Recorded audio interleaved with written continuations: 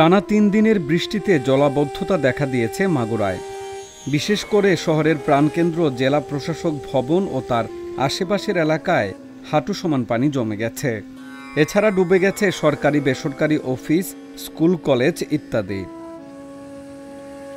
এদিকে ১৬ সেপ্টেম্বর দুপুরে নগরীর আবাসিক এলাকাগুলোতে গিয়ে দেখা যায় পানি জমে জলাবদ্ধতা সৃষ্টি হওয়ায় চরম দুর্ভোগে পড়েছেন নগরবাসী। পানি ঢুকে গেছে বাসাবাড়ি, অলিগলির রাস্তায়, বাদ যায়নি শহরের মূল রাস্তাগুলো। এতে সবচেয়ে বেশি ভোগান্তিতে পড়েছেন দিনমজুর, রিকশা চালকসহ নিম্ন আয়ের শ্রমিক শ্রেণীর মানুষেরা। শহরের প্রায় সব এলাকাতেই দেখা গেছে পানির আধিপত্য। মডার্ন মসজিদ হচ্ছে না টার্মিনালের ওই পাশে, ওর সামনে কিছু এলাকায় দেখা যাচ্ছে যে রাস্তাঘাট ডোবা, হাঁটু পানি, তারপরে মানুষের উঠানে পানি।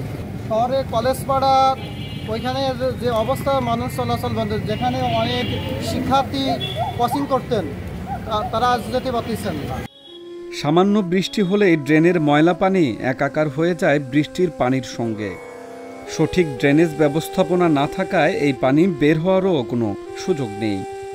পৌরসভার অপরিকল্পিত ড্রেনেজ ব্যবস্থা ও সঠিক পয়ঃনিষ্কাশন ব্যবস্থাপনা না থাকাকে এর জন্য দায়ী করছেন মাগুরাবাসী।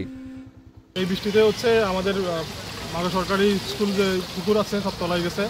আমাদের হাজির সাহেব রোডের পুরো পানি বর্ধ, হাঁটু সমান পানি। আর সর্বসাফল্যে মাত্র সব জায়গায় প্রায় তলায় গেছে। শহরে পানি নিষ্কাশনের কোনো ব্যবস্থা নাই।